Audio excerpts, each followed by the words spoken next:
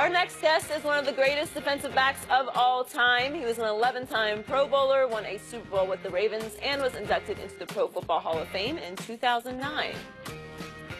Rod Woodson, welcome to Undisputed. Thanks for having me. And by the way, everywhere this guy went, every team he played for, good things happened. Like, you know, I appreciate that. That's true. I appreciate that. I've said that many times. But he had to bring it home or the bottom. He's gonna bring up the Baltimore. He had to get there before we had to win the Super Bowl. Okay. But you got to a Super Bowl in Pittsburgh, and then you won one, then you got to one with the Raiders. Yeah, I did. I appreciate it, guys. Way to go. Had best hands for a defensive player that I ever played with. Greatness. I mean, he really could have played. He could have played another position. He had hands like that. I tried to. They told me no. No, but yeah, that's why they put the defensive back. Because running 4-2, you're supposed to be on the offensive side of the football. All right, let's talk about another future Hall of Famer, Tom Brady. Yesterday, the first episode of his new Facebook documentary, Tom vs. Time, was released. It shows Brady following last year's Super Bowl and leading up to the start of this season. Let's take a listen. Let's see which ones we got here. 2007. Oh, God. It's not a great ending to that year. I'm pulling out a bad ending. I had to pull out a happy ending. 2015, 2014. Oh, right here. 2016. So I still keep this. My suspension letter that I received. Just a nice way to remember. Thank you.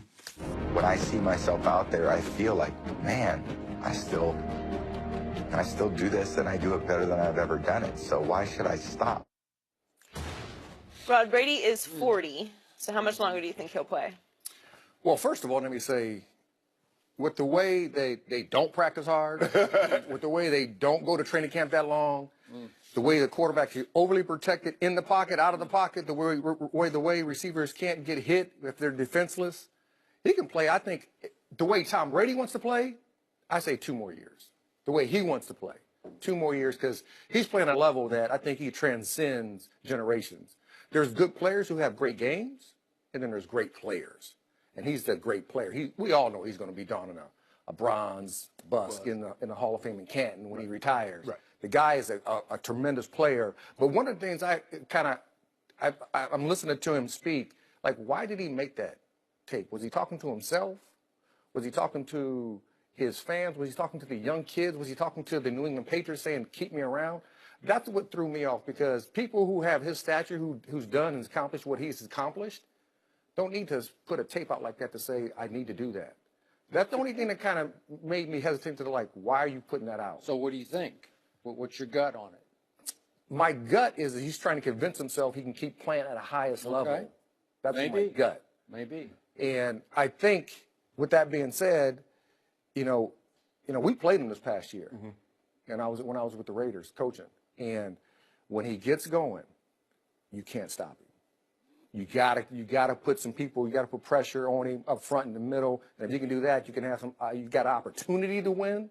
But that guy is one of the best quarterbacks to ever play in the National Football. What was your plan going into that game? Man, please, Tom, get sick. We played in Mexico City, so I was like, get the flu bug. Get Montezuma's revenge. Get something.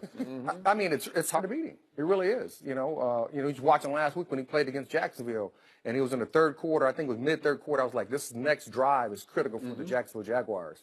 And he went right down the field and scored a touchdown. I'm like, they're going to win the game. Because the guy just, once he gets moving and once he figures out the defense and what works, that's when he's at his best. How strong is his arm at this stage of his life? Well, it's not a young Tom Brady, but he still can zoom the ball. He still can throw the ball. He still finds his guys. And the biggest thing is he has a great rapport with his receivers, especially the inside guys. That's where he's making his money. Yep. You know, everybody's talking about these big, tall receivers. Their best players are these 2 little short guys that just get in and out of breaks. They cause so many havocs for defenses. And then he is so good at finding the small windows. Danny Amendola, undrafted out of Texas Tech, because he went to the combine and ran 4.7. And now he's become Brady's sort of go-to guy, right? I mean, he was the guy who beat Jacksonville. Yeah, absolutely. And what did you guys think going into the game? We got to do what to Danny Amendola? I mean, Danny, we weren't going to double him, but we want to have situations where we know that because they do certain things. They're formationally sound. So certain formations, they're going to run certain routes. But with that being said, even though you knew it was coming, he still found a way because they have such great rapport. Yep. It's a great feel. Like if you're overplaying on your own basketball court and you're overplaying a guy, he just backdoor you. Well, he has a feel for that. He has a feel. If you're overplaying, just stop him, just pivot out. And they just do that at the best, at the highest level with anybody in the National Football League. Rod, you played late. You played 17 years. You led the league in pick year 16. What was some of the keys to your success, and this is what Tom Brady's doing? Because obviously we didn't have all the technology that they have now. Well, I think the biggest thing for me back then was learning your body, Right. learning who you are, listening to your body. Right. I think a lot of guys who get older, they don't listen to their body, and they're trying to do that same type of workout when they were 22, 23. I was that guy. And you just can't do it. And I think the more you're around the game, you got to be more cerebral. So the game is really played 2-to-1 mental to physical. Everybody's talented coming in this league. Tom Brady was a 6th-round pick. Right. Nobody knew that was going to be TB12. I don't know. I don't really know what that. I don't know where he's going with that. Pretty soon it's going to be the sign. Right. Who are you? I'm just a sign. But you know, when you think about it, you know, you got to be more cerebral as you get older. Right. You know, just like Ray Lewis. You know, when Ray got older, he was a faster player, just like when he was younger, but because he anticipated the plays faster. Right. Because he understood the offense and what they're trying to accomplish against them. And that was the same thing with me when I got a little bit older. So to me, the reason he's putting this out now is he's become like a fitness zealot. He's become evangelical about his program that he has figured out with the help of, is it Alex Guerrero? Yeah. You were going to say doctor, huh? I don't think he qualifies. But they have figured out things that Tom Brady fully invests in and believes in, that he thinks will prolong his football life into middle 40s, that he thinks he can play until he's 45. I don't bet against this guy. You guys know the game from a different perspective because it is as you well know, a violent game. Yeah. And by the way, he got rocked a couple of times. Miles Jack came on a blitz up the middle, and nobody touched him, and he hit Brady head on. I mean, he got him good. Yeah. But Brady has figured out this without going into the gory detail. Pliability, where you lengthen instead of strengthen. You know, he says, I don't even have any biceps anymore. I'm long because then I can absorb the blow better. I don't tighten. And Well, if you watch him in the video, Skip, everything he does is with bands. Yeah. Right. He has no Resistance. dumbbells, no barbells. Everything is band related. Okay?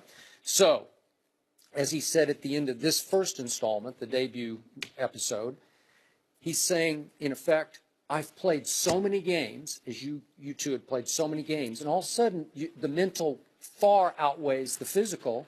And he's saying, I've got so many game plans in my head. He doesn't like watching tape. He's addicted to watching tape, 4 and 5 hour sessions. And his point is, the more information you give me, the better I'm going to be on Sunday. And a lot of quarterbacks would go the other. Dumb it down a little bit, you know, streamline it, simplify it so I can remember under pressure that I got to do this and this instead of all those things. But he's processing so quickly, given your points, you know, option routes, rapport, that he's saying, I'm playing at the highest level I've ever played at. That's what he said last night in this. Why should I stop now? So what's going to make him stop in 2 years? I don't know, because I don't see any fire going out. I don't see waning passion for the process of this, which it's not easy, as you know. It's a lot of work. Well, Skip, when you look at Tom and he says the more information you give him, the better it is for him. John was like that, but for me, I didn't like to chase ghosts. If I didn't see it on tape, well, what if they play? You know, John was the guy, well, what if they play this coverage? Well, we haven't seen it on tape, but what if they do? I was like, well, they hadn't shown it. Why do we need to prepare for it? You know, let's go by what we see. But John was a stickler for knowledge like that. He wanted to know, just in case, that the helicopter play. We had a play call, and all 100%, the 30 reps we took off, the Packers were in this defense. And John asked Mike in practice, said, well, Mike, what if they play this coverage? Mike said, they're not going to play it. He said, but what if they do? He said, well, you're going to have to go make a play. We get in the game, what do they do? They play the one coverage that they had never shown, and John says, what if they do it? Mike says, you got to go make a play. So he wouldn't make a play. Okay.